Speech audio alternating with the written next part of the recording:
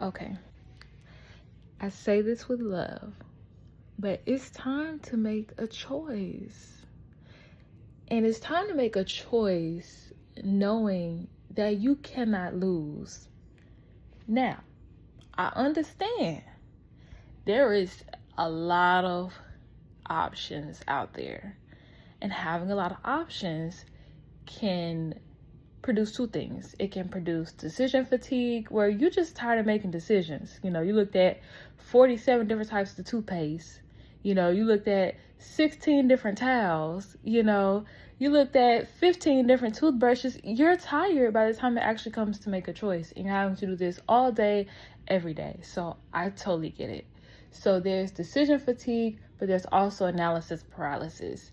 And if you are conscientious of the way you show up in the world, how you show up in the world, which is typically people who set goals and achieve them, they tend to be those types of people. But then you have the choice, like, oh my gosh, like, you're always thinking about all the different potentialities. And then there's, okay, but what if this is the wrong choice? And that is completely understandable. But what choice would you make if you knew you couldn't lose? Which one would be most authentic in you? And I think the easiest way to frame this particular question is your inner vision. You know the one that's been with you. The one where even when you do different things or you go out and you come back and everything gets quiet again, you just keep circling back. Maybe you daydream about it. Maybe you make a list or two about it, just hoping, just hoping to brush edges with it any way you can. But that vision, the fact that it stayed with you, is for you. And it's not a fantasy to sort through.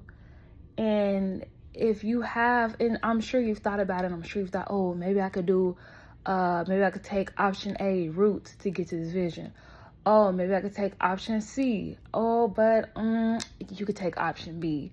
And then it's really easy, especially with a decision that can have such a big magnitude and impact on your life, to just be like, you know what, I'm not even going to choose.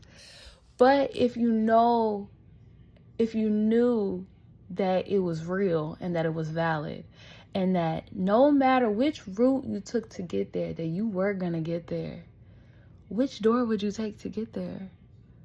That is what we're focused on today. So if you know your vision is real, is true to you, it's something that stayed with you for a while, your inner vision, and then you see a lot of different routes to get there, and you understandably may have analysis paralysis, trying to figure out how to navigate to this inner vision. And sometimes just, it can feel safer to just put all the routes up and you be like, you know what, I'm not going to do anything. But it's important. So if you knew your inner vision, and it's not just for you, but you don't know who is going to be positively impacted by that vision. And that vision is coming to you to be sprouted and rooted. It's coming to you for a chance. So if you knew you could really give that vision a chance and that it was going to have a positive impact in the world, which path would you take? Which door?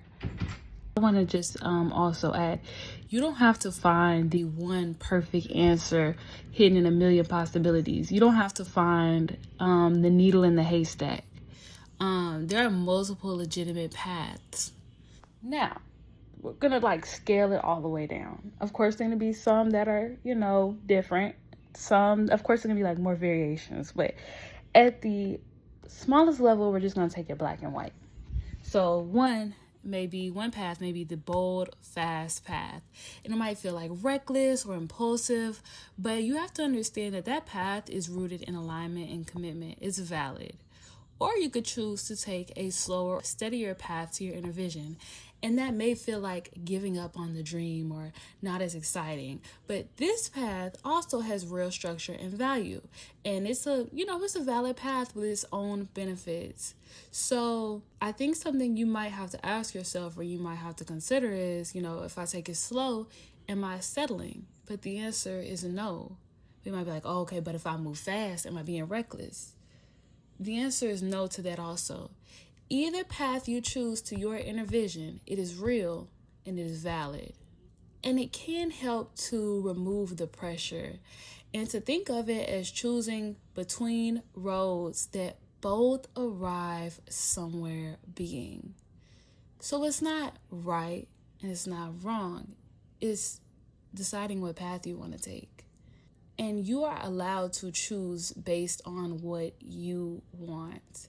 You don't have to choose what seems safest. And you're not betraying your vision by choosing one path over another. So in navigating this, it's important to trust that your decision-making capacity itself is enough. Your inner vision already proved itself real by producing multiple paths. Now it's just a matter of picking a path to your inner vision and traveling it, knowing it will lead you somewhere worth being. So essentially it's this. You don't need the first step to be the correct step. It just has to be a useful step. Once you've made a step, you can refine it as you go. The most important thing is that you choose a path and that you travel it. Just take one tangible action and trust that doing so will create the clarity that just thinking alone could not. Making a decision defines your next step, and your next step informs your next decision. So trust that walking is what turns possibility into a path. And I'm going to leave you with a few affirmations. I don't know if I want to do them here or in another video, but maybe we'll just drop off a few for now. And if y'all want like a whole video on it or something, just let me know. I don't need the whole road to take the next step. I have everything I need to take the next step. Each step I take reveals the next one. I trust the path I choose and my ability to navigate changes if needed. What's meant for me will meet me as I move. I choose what feels true to me, not what feels safest to explain to others. Each action I take is a vote for the life I'm choosing. You have your inner vision, and only you know what it is. But I'm here to let you know that there are multiple paths that you can take to reach that vision, and that vision was gifted to you for a reason. You got this.